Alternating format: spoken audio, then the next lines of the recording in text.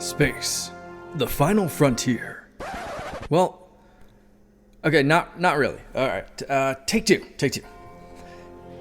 Here in the Mitten State, welcome to Code 47, bringing you all things Star Trek, spanning the quadrants, the best thing since the neutral zone.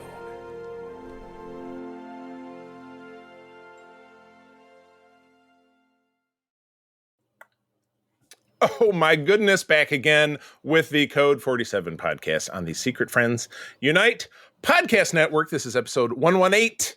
And I am your Trek Lord of West Michigan, Charlie Carden, your host, here with a cavalcade of regular folks who are with me and a very special guest star for a very special first segment, which will be a part of our show from ongoing. But from the right to the left on my screen, I have the awesome Jen Watson from Chicago. Good morning. Good morning. Saman Peter Stein from right here in West Michigan, my chief engineer on the USS Grand Petoskey. Hello. Hey. Hey. And the gentleman who joins us from time to time, offering his satirical takes, taking apart Star Trek, my co-host of 30 years, Mr. TODD OXTRA. Hello. Hello. Yes, I'm ancient. Yes, I mean, yes, he is as ancient as the Oracle of Adelphi. I am the guardian of forever. I like it. Ever. Yes, I had a little reverb. But yeah, we have a fun new segment that we're debuting this week, which I've teased, talked about it over on Secret Friends Unite, our main podcast with Todd. But before we get into that, gotta pay the bills by giving some love and affection to our fantastic Patreons. We do have a great Patreon site over at patreon.com/SecretFriendsUnite. All three of the folks with me today have done Patreon segments with me on a recurring basis over on my show, Boop Boop Boop, the t-shirt I'm wearing, The Facts of Geek Life. Both Jen and Peter have broken down a season of a classic series with me. Todd, you have as well. We tackled Sliders a while back, which I know you didn't love, but we had fun. And then Sliders. Yeah. Oh, it's so perfectly 90s. But Todd and I do a recurring podcast called Spin a Rack on the Patreon, where we cover usually a trade paperback of a different series, and we always have a good time. So those two shows come out on alternating Fridays, and we have a lot of other cool content. We've got some cool stuff, we're launching a new interview show, so we're actually pretty excited about that as well, Todd and I, of which other SFU stars will probably get involved. So anyway, over on our Friends with Benefits level, Corey in HD, John Sedorf, the awesome Phoenix Sisters cosplay, Brendan Myers, and friend to the show, Matthew Keel. BFF level, we have the awesome Nias family, the Twin Cities, Sean, Stella, and Henry, and our friend and collaborator, Missy Merchant. So thank you to all of you for your ongoing support. Again, please visit patreon.com/SecretFriendsUnite for a free 7-day trial. Check out our wares, and if you like what you hear, please feel free to stick around. Okay. We have some actual news this week. Quick bits, because we want to get into the main thrust of the program. We have an actual announcement. These are headlines from TrekMovie.com of the actual casting of the Section 31 TV movie. A TV movie is a first for Star Trek, if I'm not mistaken, unless I'm drawing a blank. Besides the short treks. Besides the short treks, which weren't a movie at all, but they were not an episode. So this is cool. This is going to be a show starring, obviously, Michelle Yeoh as her Empress Georgiou character that we met in Discovery seasons 1, 2, and 3. And we got a cast of people that I know, one of them, because I love Sam Richardson, who I see pictured here. There was a great show on Comedy Central called Detroiters a number of years back, and I'm a Detroiter, so I appreciated that. But he was most recently an awesome character, I thought, in Ted Lasso, which was a show I was very late to the party with. But I had Todd and Mark Carabin, our third co-host, kind of badgering me about that show for a very long time. But yeah, we've got some other names in here. I'm not necessarily going to blast through all of them, but I'll simply ask my co-host, guys, anybody on here that's jumping out at you that you're like, oh man, I love that guy/girl/person? Anybody? I don't think I knew any of them. So no one I've heard of. I mean, the fact that we haven't heard of them is fine, though. Yeah, totally. I mean, it just means that it's not what we expected that it would be. recent article that I wrote that was about that too, where it's not the Section 31 spanning time and universes where we're going to get, Sloan and Bashir and Reed and William Boimler, like we're not getting that. But I think what we are going to get is going to be interesting. And I'm just going to go into it with an open mind. Michelle Yeoh's great. Yep. So I trust them. Yeah. Cool. Any other thoughts, guys? The second, the actress, let's see, Casey Roll. She's done a lot of genre stuff. So she was actually in the reboot of the V series. So nice. Okay. She was also in Magicians, which is a series I love. So sounds like a lot of these actors, are really doing pieces that you've seen them before. You might be like, oh, I recognize them. But I'm glad, to your point, getting a little bit of unknowns does help add to the mystery. We don't know what type of actor they're like and what they'll add to the role. Would be fun. Right, exactly. Instead of the same old. No, I totally agree. So follow the link on Trek Movie if you'd like to learn more. But again, just kind of a brief touch. One is assuming with the casting announcement, production will be imminent. So it actually says right here that according to our previous reporting, production was set to begin yesterday. And this is an article. Yeah, I believe the production's already underway. And is set to run for about 6 weeks through March 13. So there you go. So with March 13, I would put this out here probably a year or so. So maybe this time next year, we'll get our claws on this over on Paramount Plus. On how many SFX if guys not in the fall. Involved. Oh, yes. Depending on how much post they have to do. It's not like they have to do a bunch of post on like a whole season. It's it's a made-for-TV movie. Yeah, and a made-for-TV movie would be a double-length episode, which they produce an episode in a month or something. Yeah. That's a very good point. We'll get it when we get it. Yeah, it would be super cool if we did see this year. So, and then secondly, from the what I call potpourri, and we were talking a little bit about this in the B-roll. Todd and I are kids of the '80s. We grew up with the sitcom Night Court, which has had a recent revival, and it's very sitcom-y. So if you enjoy that stuff and you have the nostalgia for it, so much the better. But John Larroquette is one of the heritage stars of that show. He played smarmy DA Dan Fielding in the original show, and in this he's back in the same role. Not smarmy, thankfully, because that would just kind of be a one note. But anyway, just contemporaneously when that show came out in 1984, he was also in Star Trek III, my favorite film. He was a member of the Klingon crew, where the ship was helmed by none other than Christopher Lloyd as Commander Krug. The character was known as Maltz. He was the only survivor of that ship that Kirk said, I'll kill you later. And once they took the ship, and we never saw him again. So we don't know if that happened, but it probably didn't. I have to ask, did he, in the episode, say anything about how he does not deserve to live? Don't get ahead of me now, Peter, because you're putting the cart before the horse. I haven't seen it. It's a legitimate question. You're burying the lead. But anyway, he doesn't, unless I wasn't paying attention. But anyway, in this past week's episode of the new Night Court, which stars Melissa Rauch of The Big Bang Theory, if you're not familiar, as the main character, she's the judge. He's back in his old job, or he's actually the defense lawyer, I think, on the show. In an episode centered around Comic-Con, a very generic event. Of course, there was a Comic-Con in New York City, which is where this is set. He has to infiltrate by dressing up as a Klingon-like individual. Now, it's funny, if you look at the headshot in this article I've shared, as Peter pointed out in the pre-roll, he appears to be wearing Michael Dorn's Klingon ridges, and he already has a beard, has long hair, but his outfit is very generic-y, Ren Fair kind of whatever. Obviously, they don't want to get sued. It's not on Paramount Plus. It was a fun callback in name only.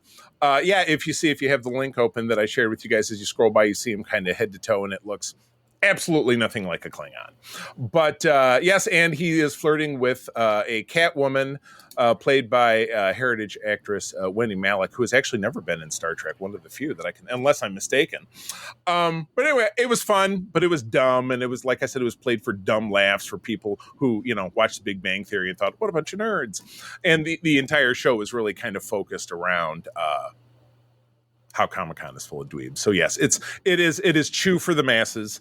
I didn't find it offensive because I typically don't get offended by sitcoms if I can help it. But I thought it was kind of cute. And at the end, he does scream "Con!" like Comic-Con. Wow, really nailed it there. He looks like a Klingon that walked out of Game of Thrones. Yeah. He does. Yeah. Oh, they do allude, if you keep scrolling down to there's a clip posted from the 6th season of Night Court where Bull, who is the bailiff in that show, Richard Mole, who recently passed away, is breaking up some pseudo Star Trek people that came from a con in really poorly off-brand outfits. This was, and then you do see John Larroquette over Bull's elbow there in the cap here, but it appears to be the divide between TOS and TNG, as the one character is wearing a bad green knockoff of the TNG uniform with Geordi's visor. And also remember that Brent Spiner had an early role on the show as Bob the Luckless Hick, I believe was how he was always credited. So, Todd, you also watched Night Court, but you said that you haven't caught up. And again, I don't feel like anything that I've said will necessarily ruin your experience. So if I did, sorry. Well, no, and the greatest thing about this article is the fact that, John Larroquette was interviewed by Starlog, which Starlog needs to come back. Can we please reboot Starlog? Just starlog.com. Let's do it. Somebody buy it. Yeah. Get it out there. Everybody wants to start writing articles for a newspaper. We'll get some, or a magazine, a zine. Maybe just make a zine. Very cool. Print it on our Canon printers and distribute it to the masses.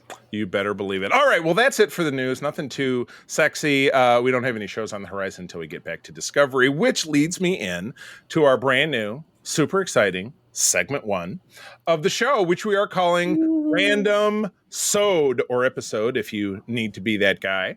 What we're doing is that several weeks ago, our core cast here, Peter, Jen, and Aaron, who's not with us today, stumbled upon an idea that I had. Let's do a random generator, a la a D20 die, or whatever you want to call it. I'm not a D&D guy, as you know, and we'll roll for series. There are 12 selections, being that we counted the short treks in the animated series, for better or for worse. Then roll for the appropriate number of seasons of that program. Then you roll for an episode, and you have your random sode. So who was the person who rolled for the first one? Was it me? I can't remember. This was yours. This was mine. You bet. So yes. I rolled a 4, and then a 2, and then a 10, which gives us Star Trek Enterprise, Season 2, Episode 10, Vanishing Point. All right. So at Todd's request, because Todd is not super familiar with Enterprise, to quickly summarize, if you're one of our listeners who is working their way through Star Trek, potentially you like one of the newer shows, you're going back and watch some of the heritage stuff on Paramount Plus or elsewhere. Star Trek Enterprise starred Scott Bakula, was also set on a ship, but we are 100 years prior to the original series with Earth Starfleet. This is the first vessel that Earth has come up with a Warp 5 engine, which allows them to travel greater distances. And so they're getting into new parts of their galaxy that they've not visited before. This introduces newer forms of technology, new, phase pistols, which are a little bit more like phasers, and the transporter, which is this is the first vessel in which a transporter, which is approved to beam people around by breaking their molecules down, putting them back together. Very, very standard heritage part of the Star Trek franchise. This was the first ship to have something like that. So, all right. So this has to do with a couple of our characters and the Enterprise, the transporter going awry, which in the pre-roll, Jen, before you jumped on, Peter and Todd and I were talking, how many episodes do we have where the transporter going awry drives the plot?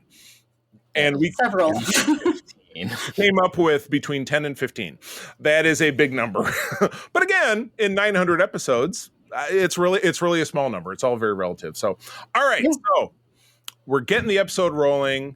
I'll read a couple of graphs from my notes, and then we can just kind of go, we'll say clockwise, my view. So I'll talk a bit, and Jen, I'll slide over to Jen.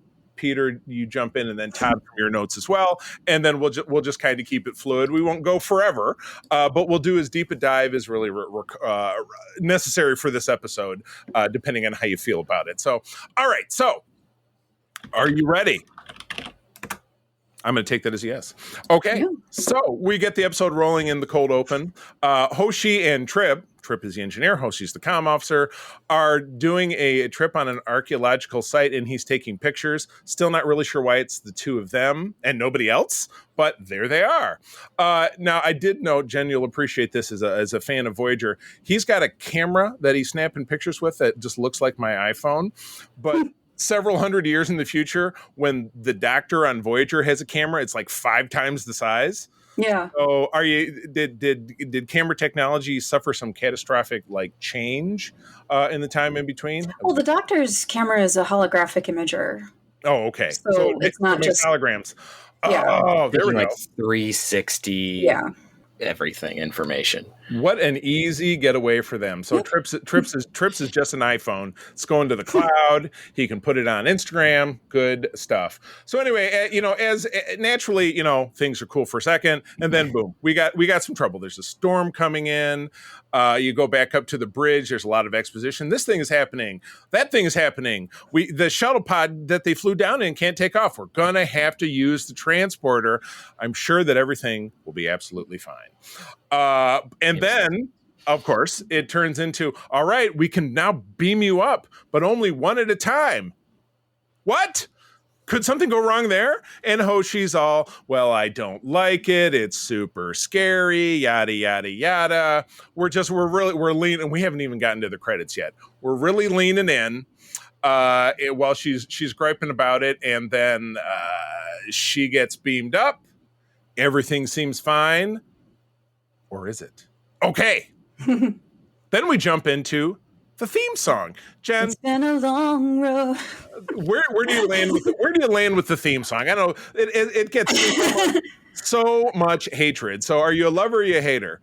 I love it. Me too. I can't help it. I was iffy at first. I watched this as it aired more or less. Same. So I was iffy. I'm like, what?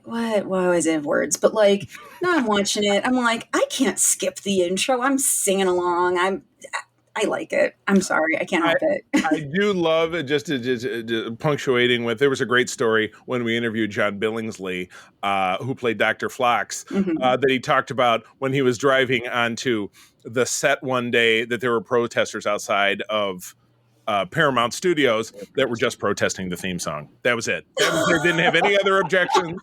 That was the hill that they wanted to die on. A song really quickly written by Diane Warren, and if you remember the late '90s film Patch Adams, which starred Robin Williams, there's a version of this song sung by Rod Stewart, which is just how I choose to remember it because I love Rod Stewart. I was going to say the guy singing this sounded exactly like this Rod was sung Stewart. somewhere else. Yeah, before this. Yeah. So I this thought song it was written specifically for Enterprise. It was not. Yeah, because I think Patch Adams came out in 97, 98. I don't know. That's a job for Mr. Google. Feel free to hit us up on Threads. Couldn't get Bob Seger to do a song for this Charlie. Oh my God! Can you imagine Bob Seger singing this Michigan Zone? That's a good grab, Todd. I appreciate that. All right. Oh, I said it's a great intro song, but it's worse with captions. If you have to read it along. All right. So how will you sing along? It's the karaoke version. That's very true. Follow the bouncing torpedo. Yeah, exactly. Oh, very good. All right, so I'm going to turn it over to Jen. Jen, we're through the song. We're into the cold open. Yeah. What happens next? So Hoshi is feeling like something's not quite right. Right. She decides that she's going to be able to go to work. Archer says that, no, you should really have the day off. This was something that I really appreciated because so many times in Star Trek you have officers experiencing some sort of trauma and then just going right back to work. So the fact that he's recognizing that you should really take it easy. I liked that. That was a good recognition that we're fine. Right. So she goes to take some rest. And she goes to the mess hall and she's like, can I sit here? And then no one's listening to her. And then she asks again, can I sit here? They start talking about this guy, Cyrus Ramsey, whose molecules were scattered across wherever. It's this ghost story from their survival days. She's like, I have no idea who you're talking about. Right. She said, I went to the Flint, Michigan campus of Starfleet Academy. Which, if you're not from Michigan, there is at University of Michigan, which is an incredible school, even though Todd and I are MSU grads, has a campus in downtown Flint, which less said about that, the better. No offense, Todd. I know you're from the greater schools, Flint area. Yeah, all the extension schools, yes. Yes, exactly. So anyway, yes, the Flint campus of Flint Academy. So she goes to see Phlox. She's like, something's wrong. Phlox is like, you're fine. You're just overreacting. Just go get some sleep.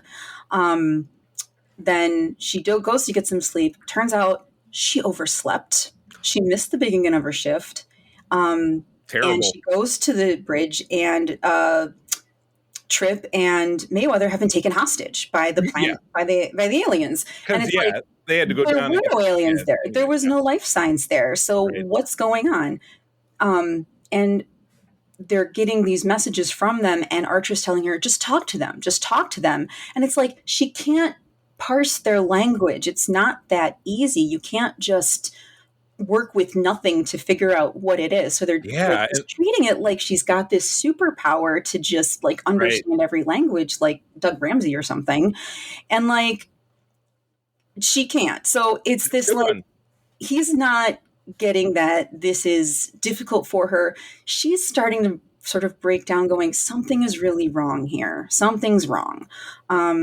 They have someone else come in and do her job. So she's like, okay, no one can see me. No one can hear me. Someone else is doing my job. This sucks. Watch the days go by. This is not my beautiful house. This is not my beautiful job. This is not my beautiful. Everyone's in the shower. Well, not everyone's in the shower, but like it wouldn't be an episode of Enterprise if someone wasn't in the shower, right? Somebody has to be some degree of naked. Yeah, it's a very nakedy show. But that was the time. That was what they were trying to do to get some ratings. The aughts. Yeah, pretty much. Oh my gosh. So yeah, in the shower, she's like, the water's going through me. This is not right. She's got a couple more incidents of people just not being able to see or hear her. The turbolifts aren't working for her. The doors aren't opening for her. Something is really wrong at this point. Everyone's still telling her it's all in her head. She's fine. And to me, that's kind of frustrating, because it's like, I know people who have had things that are like medically wrong with them, and their doctors just blow it off, and it happens disproportionately to women. Mm-hmm. And that's kind of what this reminded me of. Yeah. So, who's next? Take it away. Peter, please. So we're at the point, let's see where we leave off. Oh, jump us forward to the scene in the gymnasium. So she's in the gymnasium. Trip is in there, and they're rapping. The weird gyroscope thing. Yeah, I can't really figure out. I don't know what that's supposed to do. Than, like, and then make your stomach better for dealing with the dialogue being thrown around and dealing with regulation rocks. I don't know. Right. And then there's also the chair where there's like a keypad on the wall or something. Anyway, go ahead, please. So she goes to the gym, because she's still not working, so she's got to go find something to do. And no TV. What do? You go to the gym. So Trip's there doing his weird hamster ball thing. And Hoshi then is like, okay, hey, are you experiencing anything weird? Because something's up, and I think it might have something to do with the transporter. And he's like, nah, I'm not experiencing anything, as he's upside down. So the hilarity of that scene is just amazing, because he's like, I'm totally fine, as he's hamster balling it up. So,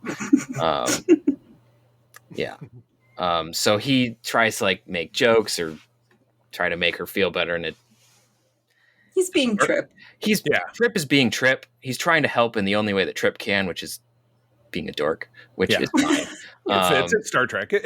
It's Trip. So nothing against him. He's just a dork. That's just how he is. So he even suggests like, hey, what if you take a sedative to try to, calm down a little bit. It's like, okay, and legitimately she's like, that's not what I need. I need to figure this out. And then she finds out that she can't really operate anything, doors, whatever. And then she goes to the mirror and suddenly disappears. Oh no. Right. And conveniently can reach through things, but ends up being stuck in the gym. Oh, all right, Todd, you're next. Take us over from. I like that. Yeah, Yeah. yeah. Certain densities. Maybe it's lead. Maybe the doors Well, are lead. because you see her subsequently, she's not able to get out. Yeah. Until someone lets her out, and then she ends up in sick bay where she can sit on a desk, but still can't get through doors. But anyway, go ahead, please, Todd. You're next. What's going on back next? to the gym, though, the power blocks, the weights, those are actual real weights. So they use a real thing from current technology for the future. So glad to see that company still doing well and got a contract with Starfleet. Yeah. So, so it goes worse and worse for her because essentially now she's essentially a ghost, following along with different members of the crew. They're basically talking about her. We have Phlox and Trip investigating, kind of getting closer to say, hey, we actually looked and saw that we do see on closer examination, her molecules are actually disassociating. And she is, going to disappear. And so we have to track her, and we don't know where she is now. So Trip and the doctor go searching for a spot that they think she may be. Along the same way, Archer now has to, do what every good captain will have to do, and then contact the family. Who the dad is been in Star Trek before, I assume. Yeah, right? he's that dude. It's not Clyde Karatsu, who's an older guy who we see as an admiral and stuff, but he's totally something. Guys, back me up here. Do you recognize him right off the tip? I have to grab his picture. Give me a second. There we go. I don't recognize him. But he's also I'm not great at recognizing. He's also he was Buck Buckeye. Ah, there you go. Oh. Well, and that's in my notes. Duh. Buck Buckeye was another imaginary character in early episode of DS9. So yeah. So I mean, I'm probably gonna miss some story beats here, but essentially, no big deal. We have Trip and the Doctor. They found in like the corridors like this goo. And they were taking a sample of the goo, so they thought it was going to be her. So that was something they've got to give to her parents and say, "Here's all that's left of your daughter." Here you go. We'll send it. We'll send it space UPS, and it'll get there in 6 to 12 years. Yeah, how would they even get it to her? Or to them? So yeah, just get her. It's not slime. It's your daughter. Sorry. Yeah, but it is green. It was a little green. It's dark green. Yeah, exactly. So there's essentially they kind of said eventually she's just going to disappear. We have to do something quick, and obviously it doesn't go according to plan. But Hoshi is now hearing the voices of the aliens, and then she decides, oh no, they're doing a bomb. We have to stop them. A thing. Yeah, they're doing a bomb. We got to stop them, and she's gonna try to stop them. And not sure what she can do because she's trying to use devices and see if she can interact with it. Doesn't work. Right. But then she sees them when it's about to go down. She sees them use a transporter. So she decides to get over her fears and just follow them for the safety of the crew to hopefully do something. Right. And that's kind of the end of the story because I'm looking how much time is left. Oh, there's like 4 minutes left in this episode. So it's gonna be a Voyager ending because you guys can all appreciate that if you're watching Voyager and it's on at 8 p.m. and it's 8:52, you're like, oh, they're gonna find a way to wrap this up in a way that seems super convenient. Unless it's a two-parter, but I wasn't expecting it. So right, yeah, exactly. Hoshi's Transporter Adventure, a two-part extravaganza. Why not? Yes. A two-part dive. All right, I'll jump in and I'll take us home. So, Ghost Hoshi or Goshi, as I call her, is trying to break down the bombs. And I did write the aliens have super common alien Star Trek gibberish language, which I feel like she should be able to pick out because it's like and it's just it all really sounds the same. But for the purpose of this, that's very speciest of you, Charlie. Yeah. I know. Sorry, I know. Oh, great! I've just gotten myself canceled on my own show. But anyway, you cannot visit Kronos anymore. I'm sorry. Yes, I learned a little bit of Klingon by watching Star Trek 3. But anyway, all right. So yeah, she jumps on their transporter after they've set up the bombs and stuff, and then oh my goodness, the great news is she materializes on the Enterprise pad, and none of that stuff happened. She's totally fine. It took 8.9 seconds, and she's good. But she jumps off and says, "We got to catch the aliens." They're like, woman, what are you talking about? Go to sickbay. And she's talking to Flax, and Flax is, of course, the voice of reason. And he's like, yeah, you were in there for 8 seconds, but it was only the last 2 seconds that this episode took place. So it's all good. And then they pat her on the head, and the episode is over. So what a letdown. There is a reason why Barkley is afraid of transporter segments. Yes. Yes. yeah, because even in that episode, which was early in season 6, so we'll be talking about it eventually on this show. It was, he actually accomplished something by getting stuck in the transport because he was able to rescue like trapped crew members or something. And there's nothing. So, that's the end of the episode. It's all in her head. It's all in your head. So, why don't we go around the horn? I say give it a final rating out of 10 transporter episodes. Ooh, well, no, that would be ranking it, and I don't want to go that far. It'll just be out of 10. I gave this one a 3 out of 10. What a stinker. I said, Hoshi doesn't make a very convincing Ally McBeal. Nobody listens to me. I know Ally McBeal might be a reference that goes over anybody's head, but Todd me. Ally McBeal, if you know who Callista Flockhart is, she's actually Harrison Ford's wife. You'd never heard of Harrison Ford? That's surprising. I've heard of Harrison Ford. I don't pay attention explain to the reference, Charlie. You might as well move on. I will. Ally McBeal was a terrible show on Fox in the late 90s that my mother loved, and it was a whole thing. She's like a lawyer with personal problems, right? And the Dancing Baby, and Vonda Shepard did all the songs in the bar they hung out in. Just Google it. But anyway, no character development, no stakes, nothing of value except Jen. It does really on a kind of a socio, gender level, social commentary level. I was looking for a something, and you helped me find it. I appreciate that. Yeah, it does really underscore the fact that people generally ignore women when they say, "Hey, I have a real problem," particularly on the medical side, and that's right. Because she, in up until the last 5 minutes of the episode, she did have a real problem, and so I'm like, okay, cool. This is like a 6.5, maybe, before the last 5 minutes, and then the last 5 minutes just drove it to your final rating, which is way down. Yeah. I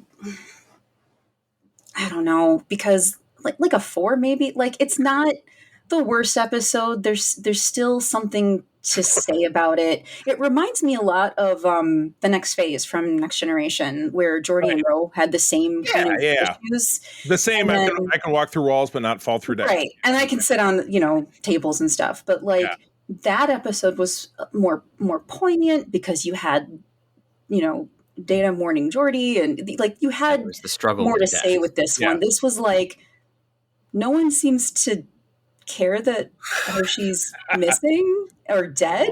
It's a real bummer. But that might be the thing that she's afraid of too. So as far as a character development for Hoshi, to know what she's afraid of or concerned of, I have to say that part of it is valid. At least it's just that ending. It's all a dream is always one of those endings. It's like me. Yeah, right. Hey, at least she didn't wake up in the shower. Oh, yes. Oh, there's another reference. I was just in the shower to begin with. She from the bottom of the shower. She never left. Yeah, she never left. Still in the shower. All right, Peter. How about you? I would probably, like Jen, give this a 4. It's not an amazing episode. There are things that I really like about it. I love laughing at the hamster ball because it's stupid. That was a highlight. I agree. But highlight, low light.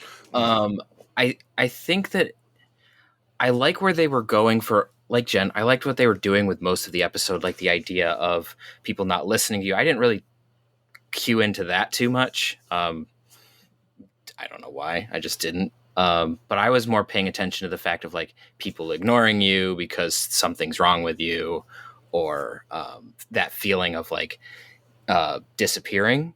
So I liked how they handled that. I also liked how they kind of hinted at things that either people criticized Hoshi's character for that then the character could be insecure about. And so they were coming out throughout this whole thing of like, hey, Hoshi, you should be able to understand this language by yourself. Because everyone's like, oh, Hoshi, she's a prodigy. Why is she that way? And then right. And then you have this insecurity of like, well, she doesn't believe herself to be a prodigy because she knows that it's a skill. It's not like I'm a wunderkind. Yeah. And so she then gets put up against something. I can't figure it out, but everyone thinks I should be able to figure it out. Ah! Right. And then Yeah, the other officer who comes in can suddenly do it instantly for some reason. Yeah, right. So it's interesting, I think, how you have those concerns that people were voicing about the character, but then being brought into the character of her expressing them of like, that's not me, or I'm worried about this, or why are people saying this? And so it's like, I thought that was interesting how that got brought in. Gotcha. But then she's able to overcome her fear of transporters. I did find it funny how it did kind of tie into the other, like TNG TOS, like you had the classic, I don't like transporters, old man McCoy kind of attitude, which is great. It was like, Hoshi doesn't like the transporters. But then you see like that is still experimental. So you have the justification for Barclay and all these other things later, like the transporter. It's a very powerful tool, but this is one of those episodes where it's like, it shows it's also dangerous. Right. And Enterprise, I think, has generally been pretty good for the most part about showing that the transporter it's safe, but it's not. And so I think that just like the holodeck. Yes, but even more so with this. And so I think that this episode, if you just take it from like that sort of meta viewpoint, there's a lot of interesting things about how the transporter is and how it affects your mind, which is interesting. But because of the ending, it's just kind of so it's just kind of meh. All right, Todd, take us home. Where do you land? I'm going to call this episode The Yellow Wallpaper, or the writer of this episode just read The Yellow Wallpaper. If you don't remember that book, it's an early feminist book about a woman essentially going insane. There's yellow wallpaper, and she is absorbed into the wallpaper. It's kind of like a madness. That's new one on me. Like how women are not treated well. It's a really cool piece of literature. So I'm guessing the writer was influenced by that, because essentially she's getting absorbed in the transporter, not being ignored, not being recognized, ignored. And not a great episode, especially to your point. No, not a lot of character development. Hoshi was okay, but I think maybe in a better writer's hands, there had been more depth to the story and to the characters. But at this point, I didn't feel like, as someone who wasn't as familiar with Enterprise, I didn't feel like there was a lot going on with the characters. I mean, I'm like, I really liked their take on a specific entrance. Phlox seemed aloof. Archer seemed a little bit, I don't know, kind of disaffected at times, and then sometimes he was really sad. And same with T'Pol too. T'Pol was like, well, somebody else figured it out, so okay. But remember that these versions of the characters are not supposed to be exactly correct. Right. Yeah, it's very true. Exactly. Yeah. It's very bookended. We only see the real versions of the characters for the total like 6 minutes of screen time, probably. So yeah. So I don't know. I thought it was okay. I've seen worse tropey episodes of Star Trek, but this one didn't make me like, I've got to watch more Enterprise. So in that case, it didn't really succeed. Especially, this is second season. You kind of feel like, I don't know. I think the third season of Enterprise is where it gets like. It was long and episodic, and it had this one through storyline, which was starting to become a thing because it was in 2004. I think 2004. Mm-hmm. Yeah. So I'll give it a 3.5. I'll kind of go in between. Yeah, all right. So we got a 3, 3.5, and 2 4s. All right, good deal. Nothing super interesting in the background information. This was filmed over Scott Bakula's birthday in early October, and he got a red carpet celebration. And production personnel wore black caps with the word captain on it to mark the occasion. And does note that, yes, guest actor Keo Young played Hoshi's father, was Buck Pokai in the Deep Space Nine episode If Wishes Were Horses.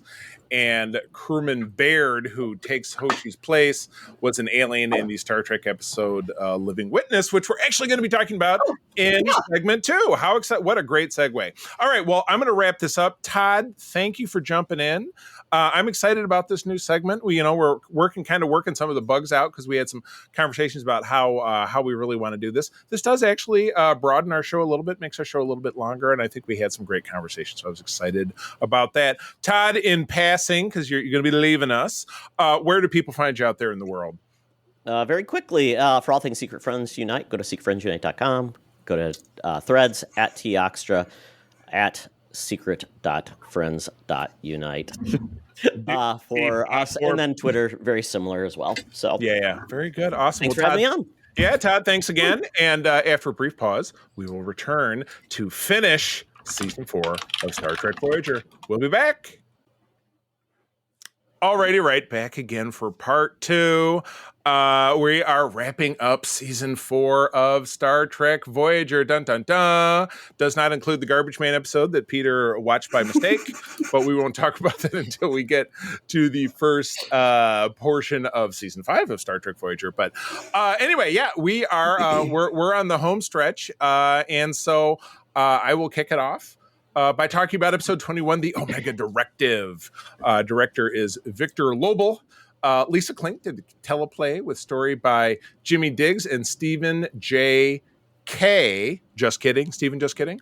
I don't recognize their names. Not sure they're regulars, but who's to say? From April of 1998, Janeway undertakes the Omega Directive, a Starfleet order, which they don't mention here, to destroy Omega molecules, even if it means violating the Prime Directive. So this is our first touch of Voyager. Now again, several episodes back, we met. They had the Hirogen thing with the network, and they connected with Starfleet, so Starfleet knows they're alive, and they got a bunch of letters and blah blah blah. But this is the first time they're taking on a standing, pre-programmed Starfleet mission that only captains know about. That in the Alpha Quadrant, when you find out about it, everything shuts down, and they bring in a special group of nerds to tell you what to do about it, and a special group of nerds. It could be an episode title, but we'll see what develops. But it's funny because much like what happens a lot in this block of episodes, you got and the last one, you got Janeway and Seven are just loggerheads. They can't make their mind up. Seven as a Borg is like this Omega molecule is perfection. The Borg found it once for 0.12 seconds before it nuked us, but it's like it's the Borg Jesus, for lack of a better, in the form of a molecule. So they're loggerheads about that. Janeway realizes she doesn't have anybody, obviously, to form a super team of nerds to help her out. So she's got to let her regular team of nerds, meaning her senior staff, get involved and help out and find out, because this Omega molecule is being directed. It's within sensor range, and it's some alien race that's messing with it. And if it detonates, it destroys subspace, which means they're going to be effectively stranded for a very long time to come. So, I dug this episode, thought it was cool. It's neat that they could find a way to bring core Star Trek back into it with this Omega Directive, which is something that, is in the back of the head of all of our other captains, because they've all of our 24th century captains, because I think they reference the original incident having taken place maybe post TOS. I'm not exactly sure. But anyway, Picard and Cisco and our other captains would all know about it as well. So yeah, I thought that was cool. It was a good way to kind of suck regular Alpha Quadrant-y stuff back into it. So Peter, your thoughts? I quite enjoyed this episode. I mean, for me, the bit where Janeway and Seven are butting heads, it's not old yet, but at least when I was going through the rest of them, it's like, okay, get it. They butt heads. Okay. Right. So like, I mean, I do like how you have like the Borg viewpoint and then the Starfleet viewpoint, because they needed that conflict of like, well, 7 of 9 wants to save the particles because they're perfection, and then Janeway wants to destroy them because, well, Starfleet said so, and they're also extremely dangerous. So I enjoyed this one. It was interesting that like it's like no one's been able to stabilize it or do anything, and then you have this little alien race that's trying to make it. It's like, like this little, you make it sound like the Keebler elves. We're working in our little. Well, I mean, they're not like diminutive, but just like they're in their own pocket of. They're pre-warp, so yeah. So it's like finding, I don't know, the Aztecs working on a nuke. And right. So how'd you guys get that? Yeah. Ancient aliens. Yeah. So it was just so like that was just a little odd for me, just because it's like you're working with technology that not even the Borg can handle, and you're like not even the level of Enterprise. Right, exactly. They'd get caught in the transporter like Hoshi did. Yeah. So, but overall, I really like how they deal with it. I thought it was kind of fun how at the end Seven is able to like observe the Omega particle for longer than the Borg did before they're able to nix it. and it doesn't destroy the ship. So, that's a plus. That's a big thumbs up. I like that. Well mannered. Cool. Yeah. Good deal. All right, Jen. So I like this episode. I remember this episode being one that I really enjoyed because of introducing this aspect of spirituality to Seven, who is normally like so pragmatic, right? Right. I liked the flip from the previous episode, Prey, where you had Janeway going, no, we have to reach out to the species, and Seven going, no, we have to destroy it, it's dangerous. In this one, that's reversed. Juxtaposed. So I like that's it shows the variety of their character. It's not a bad thing that they will have different standpoints on different things. It does, in a way, seem a little bit like, well, they're going to have a difference of opinion just because they have to have a difference of opinion. I said that when they went down to the planet and Tuvok reminded Janeway that this would be a violation of the Prime Directive, and she's like, you know what? No, you can have a little Prime Directive violation as a treat. Like, she's treating it like we're going to... Prime Directive Cheat Day is now the name of the episode. Oh, score. Nice work, Jen. Nice work. And I know that we haven't really talked about Discovery much, but I just recently rewatched all of Discovery, and man, this would have been so much better of an explanation for the burn. Oh, yes. Yes, it would have. Totally. Oh my God, you're right. They even mention Boromite and the subspace damage, which is an awful lot like the DMA in Discovery Season 4. Oh my gosh, they're data mining Voyager to make Discovery. But not even there's more. There's more coming on, yeah. But I'm like, this really just would have been a better way to explain the burn, and I'm just going to leave it at that in case anyone hasn't seen Discovery. Right. If the Borg had actually succeeded in synthesizing Omega at like a volume and exploded themselves accidentally, great. That's cool. Yep. That'd also be a very appropriate way for the Borg, who are always adapting, to take themselves out like punks. Yeah. Right. So. Right. Ooh. Because we don't see the Borg in Discovery. Right. Yeah. So where they're at. My. That's just my opinion. I like it. Wow. Yeah. That's I did not really think about it that way. I love it. Good deal. Well, all right. Well, okay. We'll move on. Jen, since we're going clockwise to my view, you get the next episode. Oh, goody. Sorry. Unforgettable, directed by Andrew Robinson and written by... Did you call it unforgivable or unforgettable? There you go, because I'm like... Unforgettable. Maybe. Yes, Andrew Robinson. Andrew Robinson, and written by Greg Elliott and Michael Perricone. Aired April 22nd, 1998. An alien female from a cloaked ship asks for Chakotay by name and requests asylum on Voyager from her people. So this lady shows up looking for Chakotay. She says that she knows him and they had this whole love affair, but she's like the silence on Doctor Who, and you forget her if you're not looking right at her. Right. The tricorder won't register her. She says that she's got this pheromone that blocks the long-term memory engrams of other people. So it's convenient. A very, very convenient explanation for us never having seen her before and no one on Voyager remembering who she is. And like... she fell in love with Chakotay?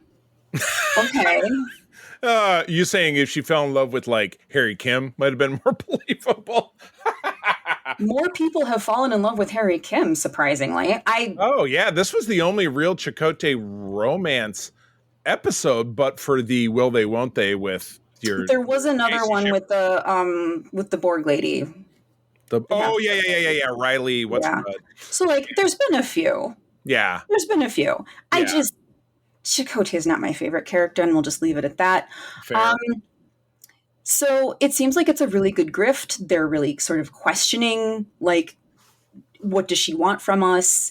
It's like the Nigerian prince scam. Right. It feels like a scam.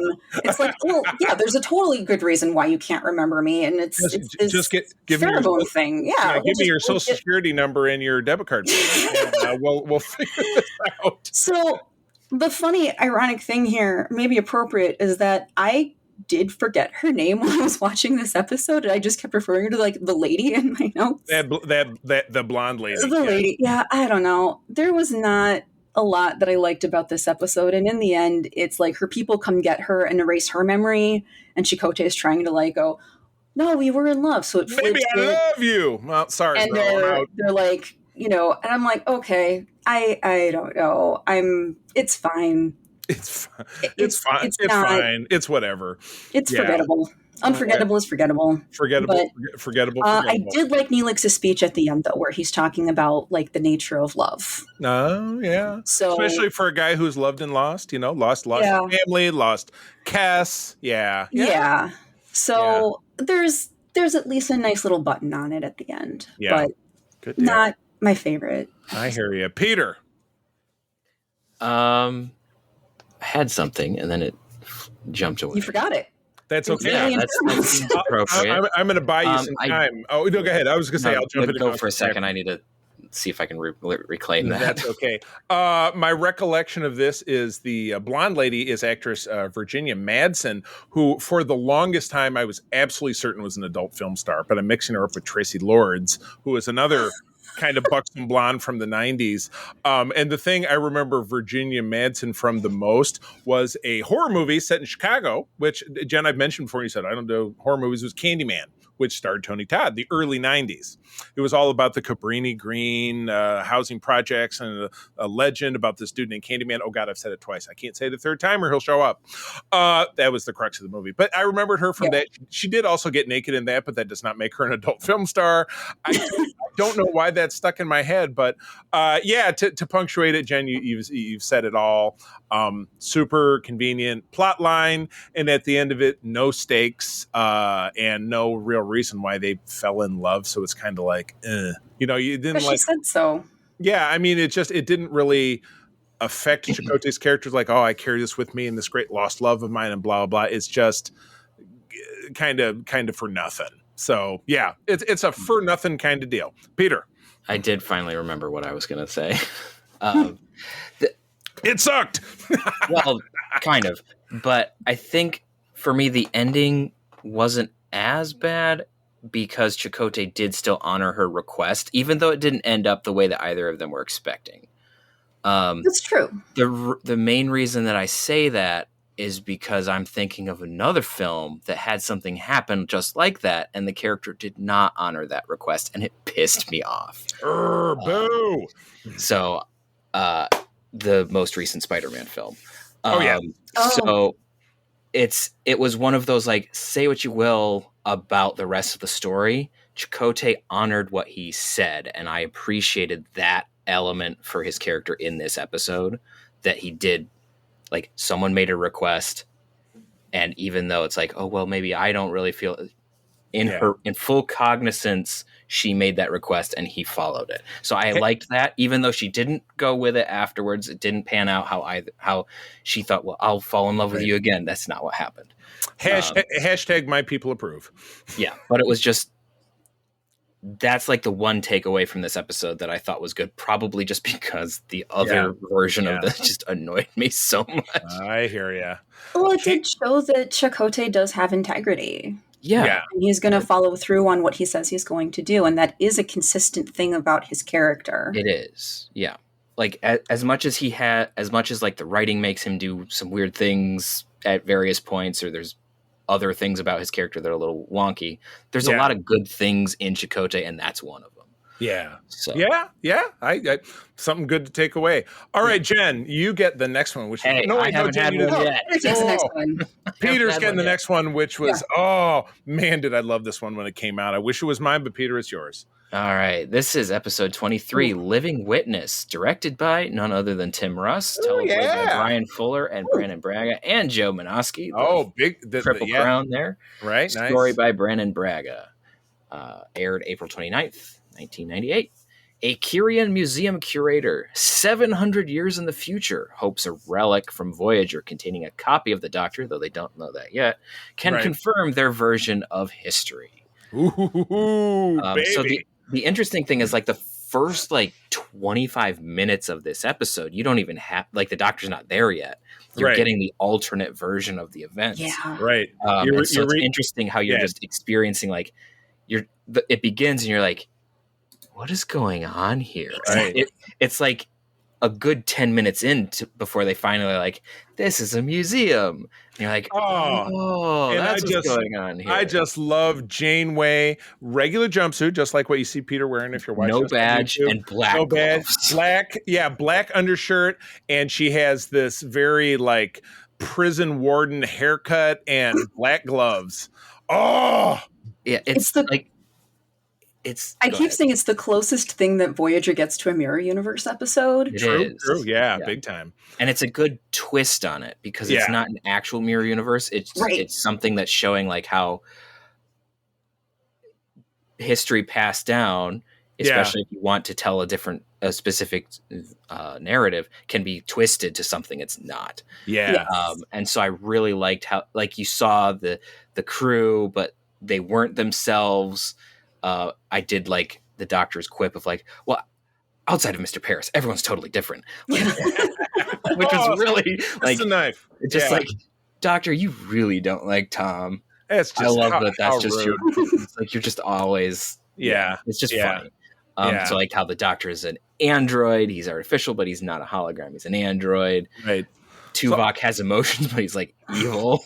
And well, you know what? That goatee is what seals the deal because one is not a goatee in this one. No, he totally did, didn't he? No, he didn't. It was weird. He didn't have a goatee. He You'd think, but he didn't. Right. Kim is still. Chakotay had like the whole face. Chakotay had like a Maori tattoo on his face. It wasn't like. And Harry Kim had really greasy hair. Tom Paris kind of looked the same. Tom was Tom, and that was kind of the shtick, which was funny. Right. Yeah, he's the only consistency. There was no B'Elanna. Could have been. This was. She was the transporter operator, right? Yeah. No. This could have been the episode where Roxanne Dawson was having her baby. Could have been. So because she was pregnant that season, so it's just kind of a convenient. But this is an episode where we had discounting the Doctor, who is a copy of his program, which is a thing they decided to introduce. No members of the cast appear as themselves. Correct. Which is kind of interesting. Yeah. So there's holograms eventually when you have the Doctor retell the version of history that he knows. So yes, all of our people are holograms. But it's a very interesting story of narrative shift. And how people use history to justify their own vision. Right. So you have like, we were the oppressed ones. It's like, well, you were kind of the jackwagons who started. Yeah, you were the ones killing people. So you turn around. And 700 years is a long time. Think backwards of our own. What was going on this planet 700 years ago? Very different.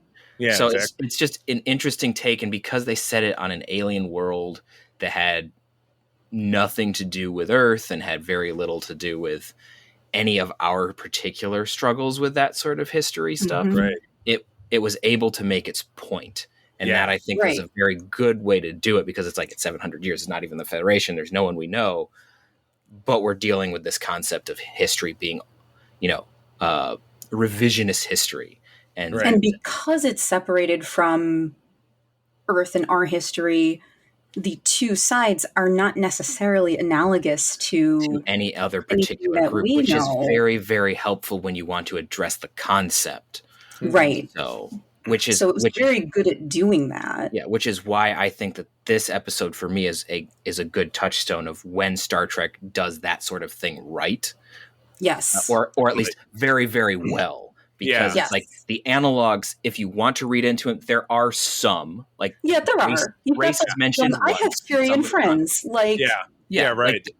Some of the lines that we hear about certain group struggles. Yeah. But they're different enough. And they're aliens, and the only difference is like prosthetics around the nose. Like on the nose. The slightly different not too on the nose for it. Differently placed ridges. Yes, exactly. Yeah. So cool. Awesome. Jen, I'm sorry. Go ahead, please. Just as a side note, I think because it's 700 years, that puts us right around like the 29th century. Right. So it would be interesting to see if the Doctor is still around. Like I would love to have him as a cameo in the final of Right. Discovery just for Yeah, it grins was and just- giggles. just 'Cause a he couple knows more they'll be trips. around. Right. But Yeah, I still don't on know his if they're still on his little shuttlecraft making that long trip.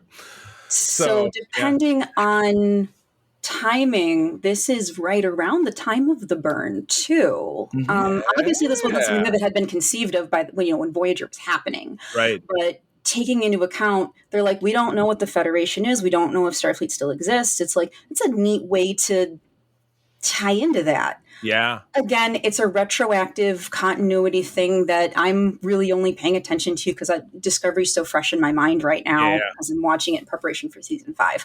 But it's neat to see that there's some level of consistency. But Brian Fuller wrote this one, right? He was part of the writing team on it. Yeah. And Like he Triple Crown. went on to be a big part of Discovery. I mean, he didn't stick around, but he Right. was a part Yeah. of that. And I like this, and I really like how at the end too you've got them zooming out again because there's another layer to it, and they're like, and this is how our species, got our issues. Got our shit. Yeah. Exactly. So I thought that was really cool.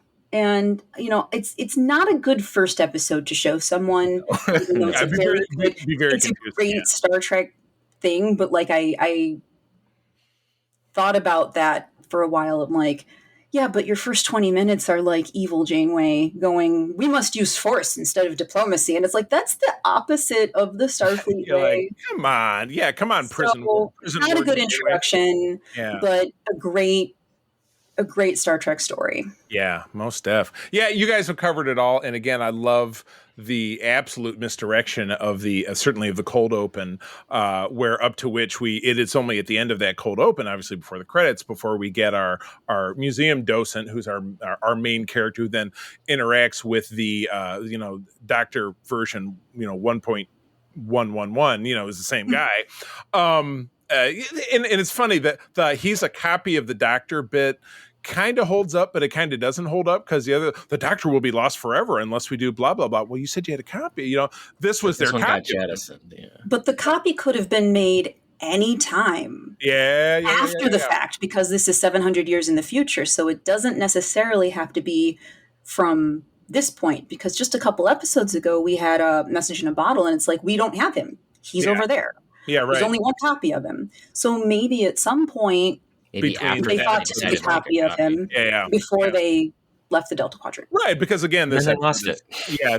Oh, and we lost it again because this episode is, of course, much like most, non. Or it could have. It doesn't even necessarily have to be before they left the Delta Quadrant, because we know that people are eventually going to go back to the Delta Quadrant at some point. Oh yeah, okay.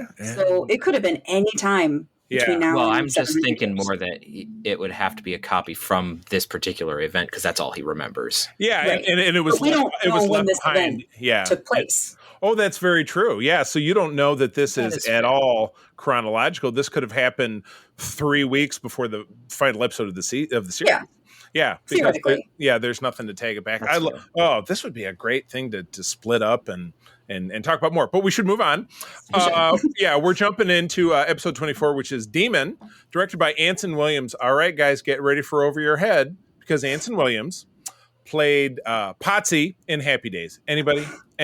Oh my You've God! Mentioned aware that of its before. existence. I know. You ain't aware of it because of me. The story is by Andre Boreamis, who is a science advisor to TNG. Obviously, moved into a writing role here, and teleplay by Ken Biller, again a regular name of the series. For May of 1998, Paris and Kim take a shuttle down to an extremely inhospitable Y-class planet to obtain fuel and discover a new form of life. In one of the few episodes that I can think of that gets a great, very misdirection-y kind of sequel in season 6, I think. I'm not sure. Have to look it up. Confused the living crap out. I know, just like the Living Witness episode. You're like, what the hell is going on here? But yes, great concept. Something that comes up in Voyager pretty frequently is that they're out of gas. Because they can't stop at a starbase to, get more deuterium, so they're going to run out of juice. So they're in that situation, and they're looking for anything that they can before they're totally dead in the water. And that's when they find, the super inhospitable planet that it looks like it has what they need, but they end up bumping into this, mimetic goo, which grabs them, and because Class Y planet is, as you said, completely inhospitable, or as Tuvok mentions, the very most inhospitable anything that you'll ever find anywhere. And yeah, it ends up reproducing Tom and Harry, because when the rescue party goes down to find them, they don't have their suits on anymore. They're like, I woke up and then I was fine, and he's just wearing his regular outfit. And then, but when they get them back to the ship, they're suffocating because they can't breathe air. They have to breathe demon juice, which is down on this planet. And so so naturally, in a very Star Trek-y kind of way, they figure out a way to because this is the way that this demon class species reproduces. They have to absorb and then live in the copy of the person they've copied.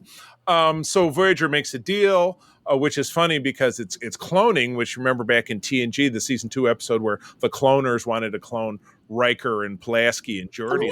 Up the long ladder. Yeah. They're like, no, there's no way there's going to be a copy of me out there. That's terrible. And the Voyager people are like, you know what? That's a fine deal. We'll go ahead and do that, because then the demon people copy everybody. Voyager gets their gas. They take off. And the really incomprehensible part of this is that, yes, all the demon people are down there, but they then somehow recreate Voyager, which is weird.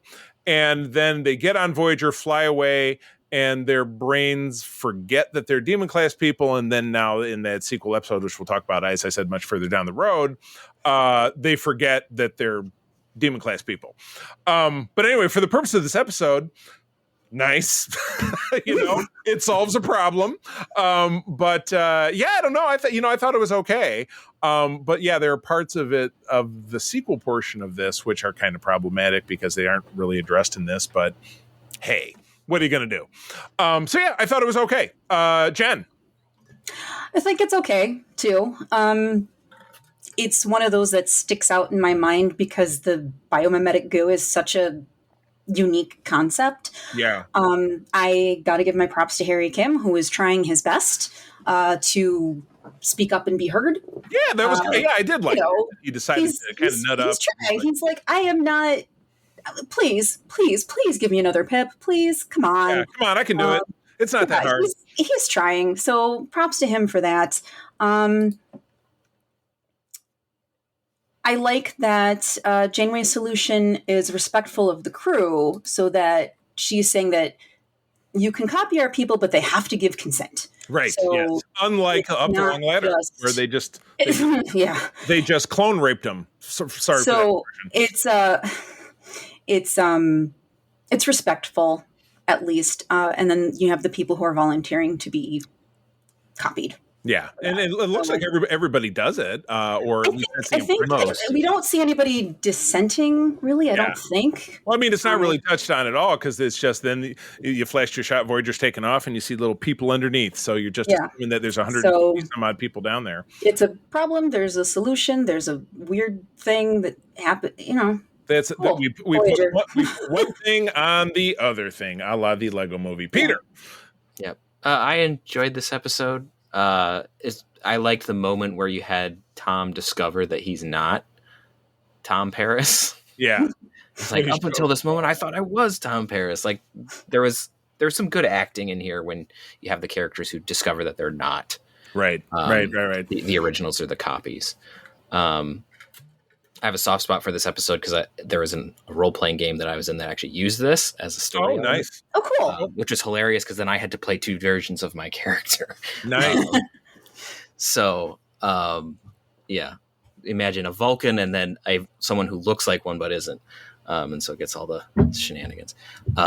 So it's entertaining. But I do like how this one actually has a follow-through because a lot of episodes don't, where you get like the next, like, okay, so we have a copy of the crew. What happens to them? That's a story. They're just floating around out there. There's just a bunch of Voyager Starfleet people sitting on this planet.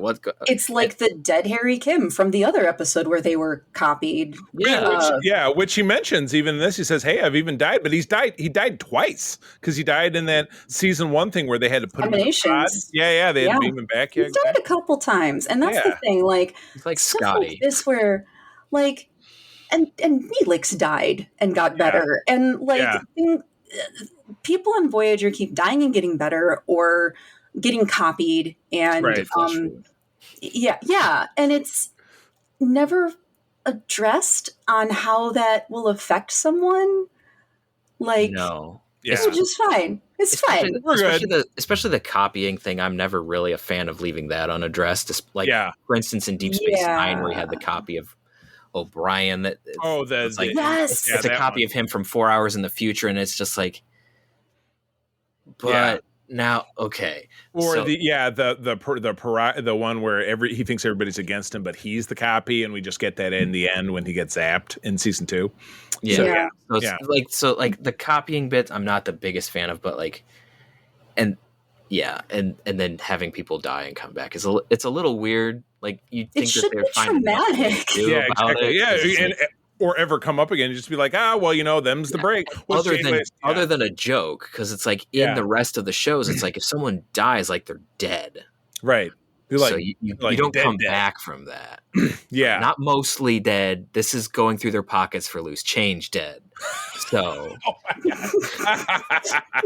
Peter, I don't want to know how you're spending your nights, but that's all right, a Princess Bride reference. Oh yeah. Okay, good. That's good. Miracle Max. What? Yes. Yeah. Well, yes, not like a Thanos dead. It's the snap. No, not that kind. I'm the witch and the chief engineer. Oh my goodness. Holy cow. All right, let's move on to whose turn is it? Now I've totally forgotten. I think it's Jen. It's me? Okay. There you go. Good. The next episode is One, directed by Kenneth Biller and written by Jerry Taylor. The boss. Aired May 13th, 1998. 7 of 9 is left alone on Voyager when a nebula's deadly radiation forces the rest of the crew to stay in stasis, and the Doctor's holographic program is disrupted.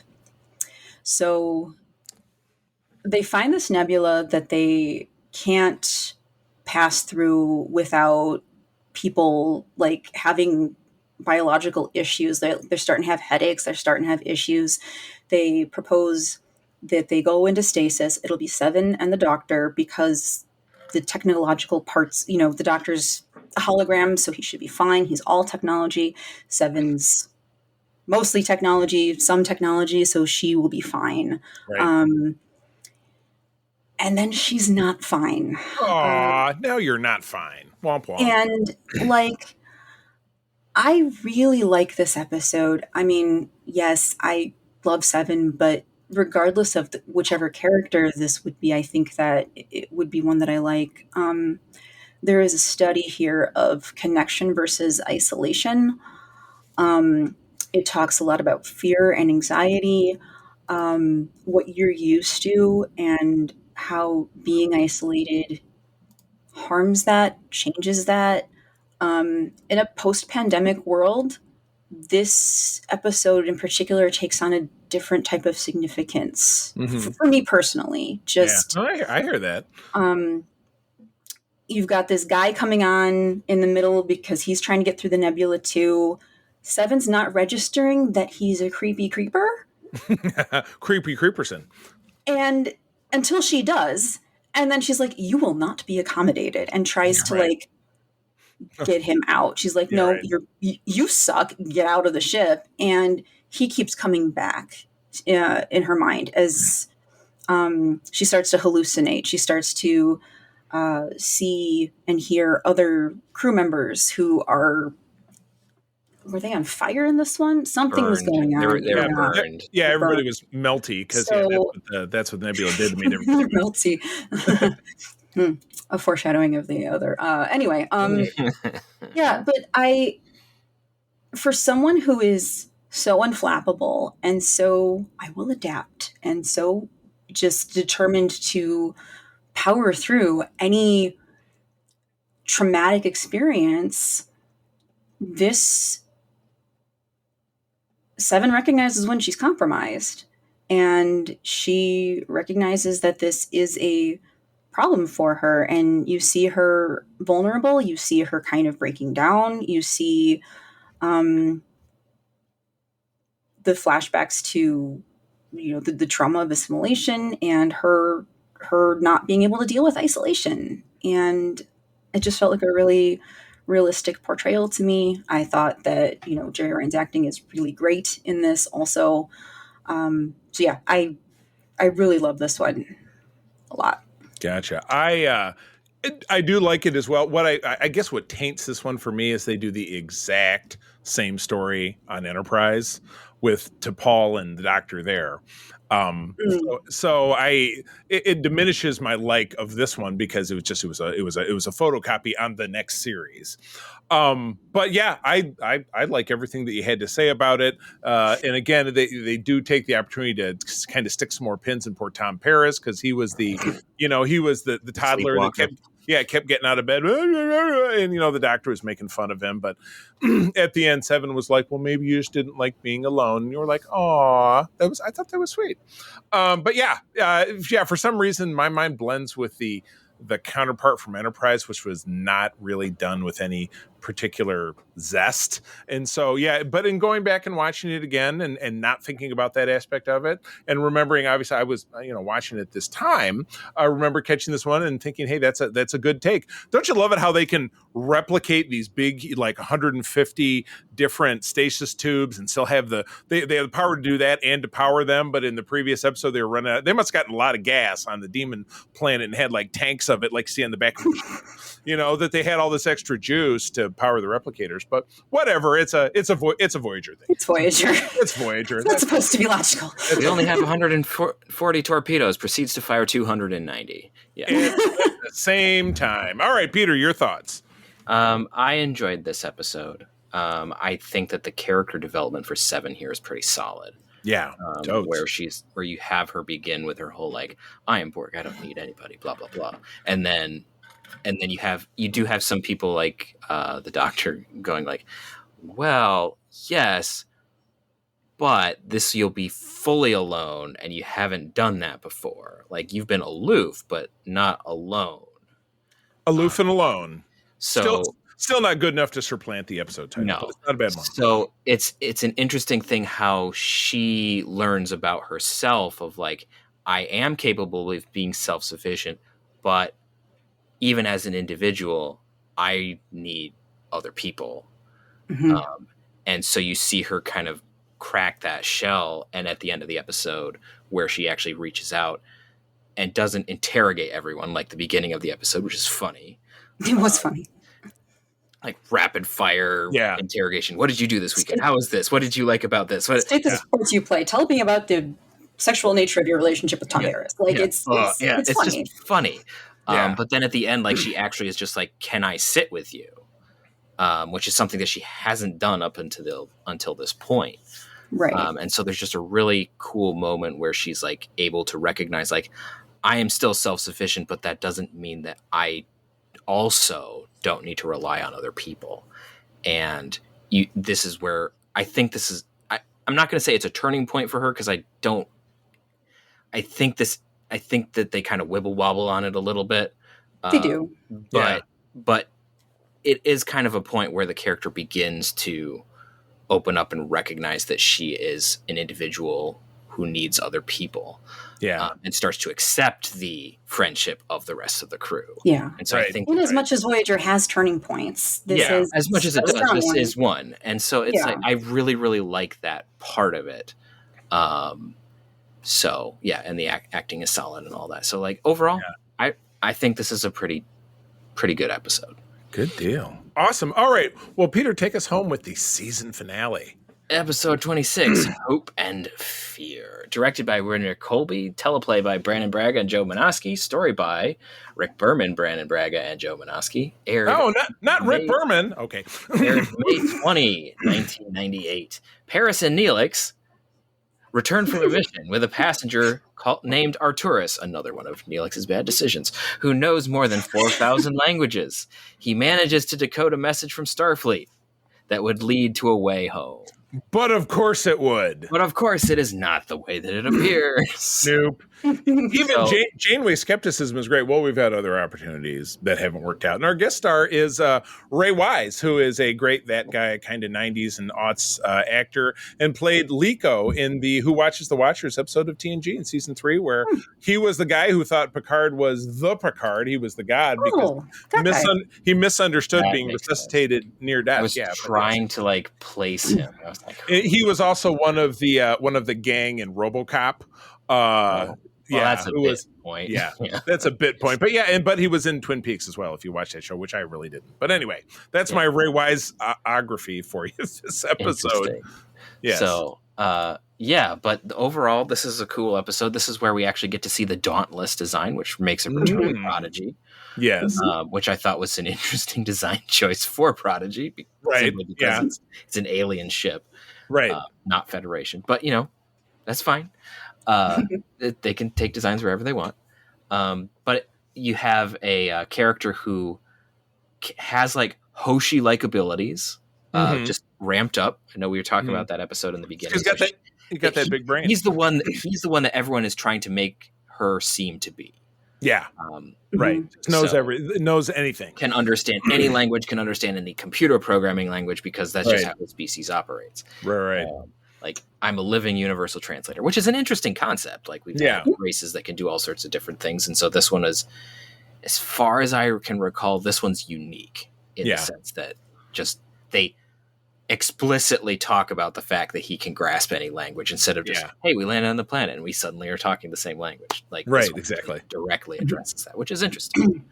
But then you have like this call from Starfleet, which fun thing is that they're wearing the First Contact uniforms, because we don't talk about that. But it's interesting because Starfleet is actually it's showing that it's from the Alpha Quadrant, and so time has passed.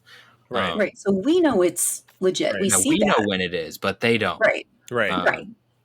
So it's, at first when I saw it, I saw it and I was like, okay, because I didn't remember everything about the episode. I was like, okay, for a second I was just thinking, okay, they just grabbed the cutout from the Admiral from First Contact and just threw it in there. So until they played the video of him actually speaking, I just thought that they just had video. And that actor, Jack Shearer, played a flashback version of an admiral. Remember when early in season 2 when Harry Kim flew through an anomaly, and then he was experiencing this reality where he was never on Voyager. Jack Shearer was an admiral in that, but he was a different guy. He had a different name. So this one is the same guy from First Contact, who the admiral's ship has been destroyed, but he lived. Obviously, because then he shows up. And we may have to wiki/memory out for this, but it is same actor, 2 different admirals. So they're cousins. Who knows? They're He's got the Tom Paris Locarno thing. Yeah. Oh, there you go. Very good. Yeah. Except for they're both okay admirals. They're like not like really bad guys. They're not bad admirals, I don't think. No. But anyway. Lots of people look alike. Lots of people look alike. Peter's making it look like I'm scrolling now. Multiple people. You bet. All right, Jen. Your thoughts on this one? The Dauntless was cool. Yeah. The Quantum Slipstream was cool, and it comes back. We get it back. And I like that those 2 things come back later. I mean, it in. Not just in Voyager, but like you said, also in Prodigy. Right. This guy turns out to be a total fraud. Yeah. He's like, big time. He's a vengeance upon you. Yeah, because, mustache twirling villain. Just like the fact that Janeway's pact with the Borg meant that the Borg and species 8472 are no longer at war. This was a species that had been unassimilatable. Right. And there are clues as to his true purpose and motive there for a while, because he's like, oh, you're a Borg. Okay. And he fixates on that. Big time. He does fixate on that. And, again, it's more Seven and Janeway butting heads as they're both captured by the Potato Man. And, that's Mr. Potato Head. That's a Simpsons reference when Homer is sneaking backstage to a U2 concert, and the security guards are like, "Who are you, Potato Man? You're 2 hours late. Where have you been?"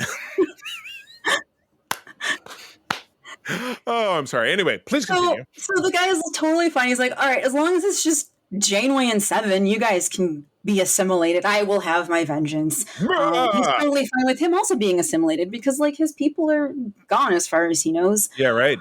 I like the fact that at this point, Seven's presented with what she wants, which is the return to the collective. She started this season wanting to go back.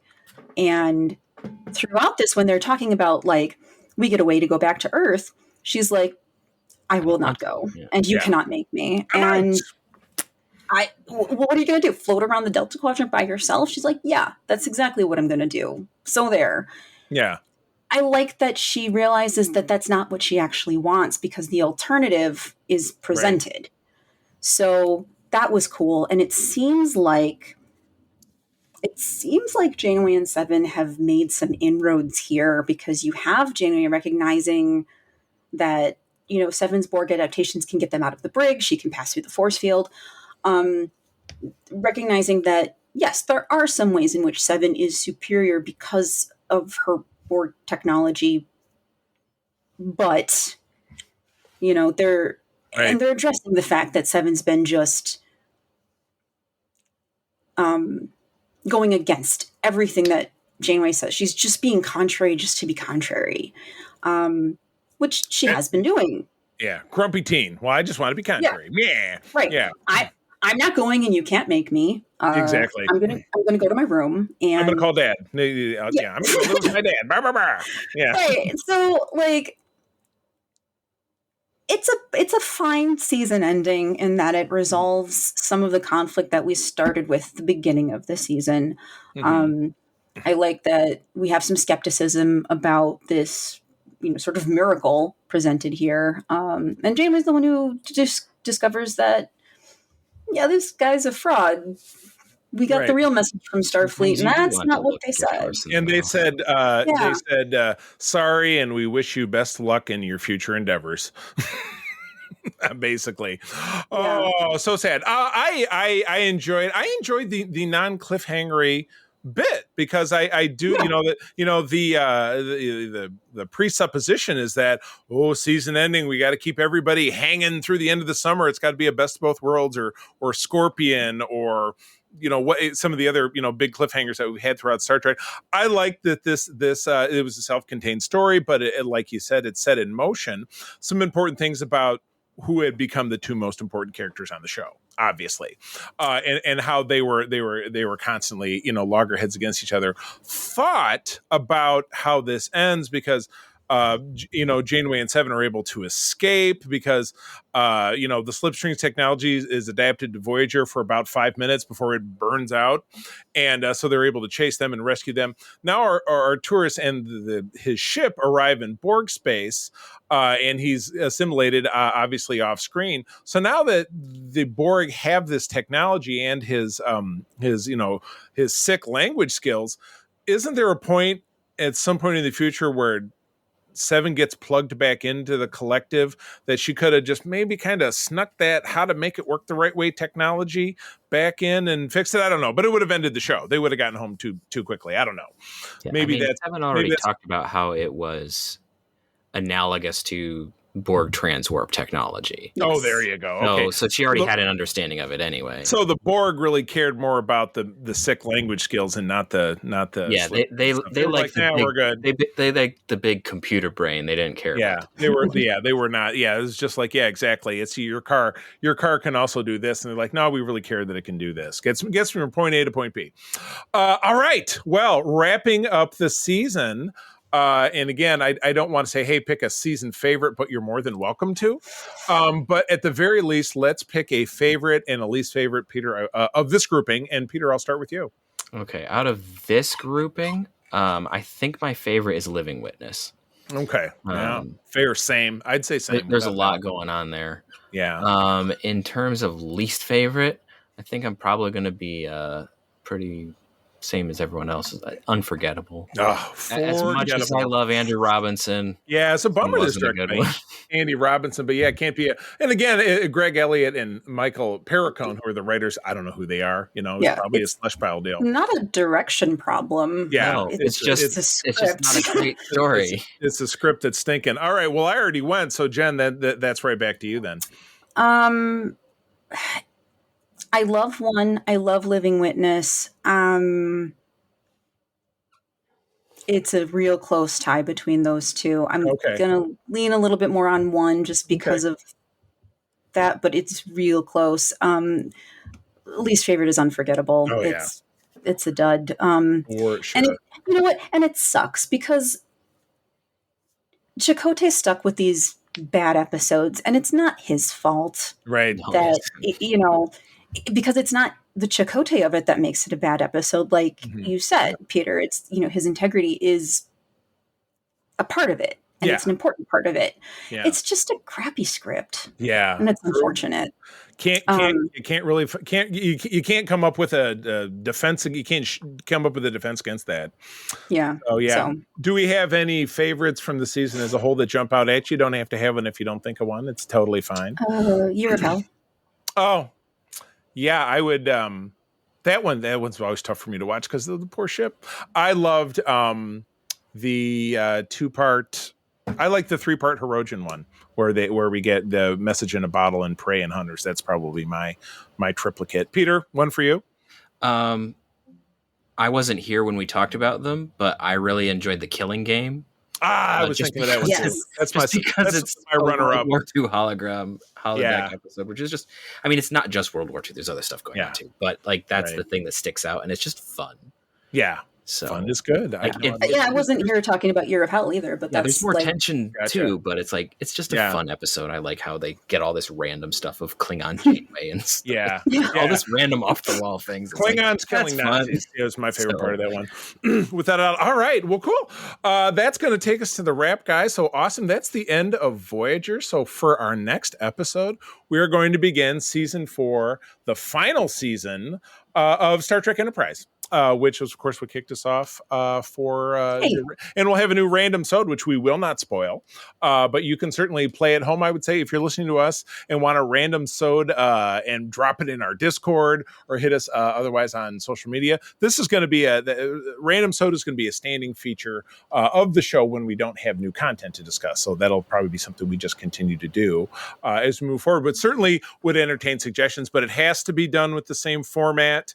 And I might even share our random rolling, though you can find if you go Google random whatever. I know I have it on our spreadsheet so that we can pick one. But yeah, I would love to get feedback from somebody on our Discord or other social medias. So, but anyway, Peter, where do people find you out there? You can find me around the webs at Petrus Aquinas. I don't usually respond that much, but you can find me there. You can find me on the Discord for the Grand Petoskey, and you can find me on ELH's Twitch channel where I'm currently game mastering a Star Trek game. So the Game Master, I love it. Jen, how about you?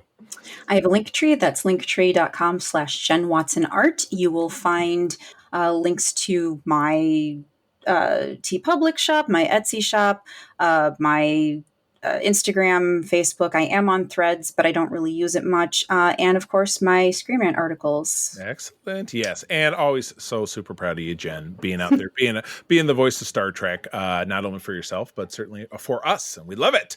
Cool. You can find me over on SFU Threads and my personal threads, which is C3Carpenter, also Instagram. Spell it out.